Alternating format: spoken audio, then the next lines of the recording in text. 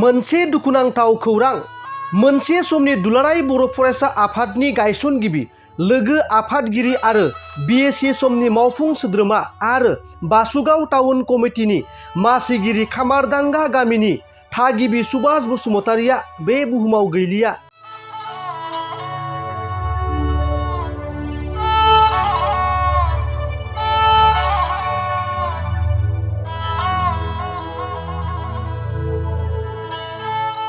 बिथां सुभाष बसुमतारिया दिनै रुंसारि जाबाय।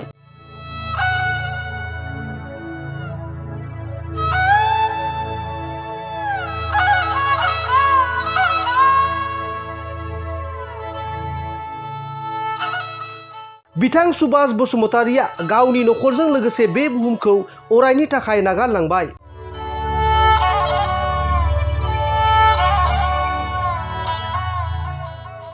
खौरां मोननाय बायदिब्ला बिथां गेदेमाया दिनै फुंबिलिनि 4 रिंगासोआव रुंसारि जायो। बर' हारिखौ गोलाव सम सिबिबोनाय गेदेमा बिथांनि रुंसारि जानाय खौराङा थारैनो जोबोद दुखुनांथावना। बिथांनि बेफोरबायदि हरखाब रुंसारि जानायखौ नखरजों लोगोसे बर' हारिनि गोबां आफादफोरा खौरां मोननानै दुखु मोननाय फोरमायदों।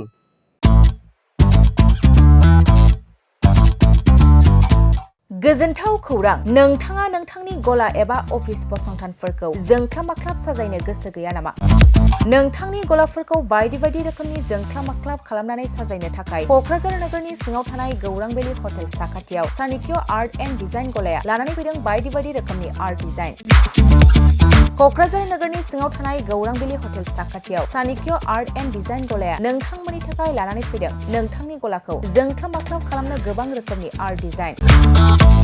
बेफोर आर्ट डिजाइनफोरनि गेजेराव दं 3D signboard, 2D signboard, acrylic trophy, SAP panel, name प्लेटार्स, रेट्र, रिफ्लेक्टिभ साइनबोर्ड, नियन साइनबोर्डफोरनि आर्ट डिजाइनफोरखौ नोंथाङा चाणक्य आर्ट एन्ड डिजाइन गलानिफ्राय मोनफुंनो हागोन।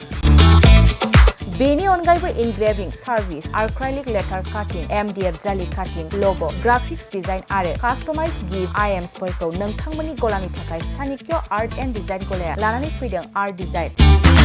गोबां बाथ्रा मिथिनो थाखाय नोंथाङा नैबे 9706125636 6800981649 जानबुं नम्बरनि गेजेरजों खौरां लाहरनो हागोन।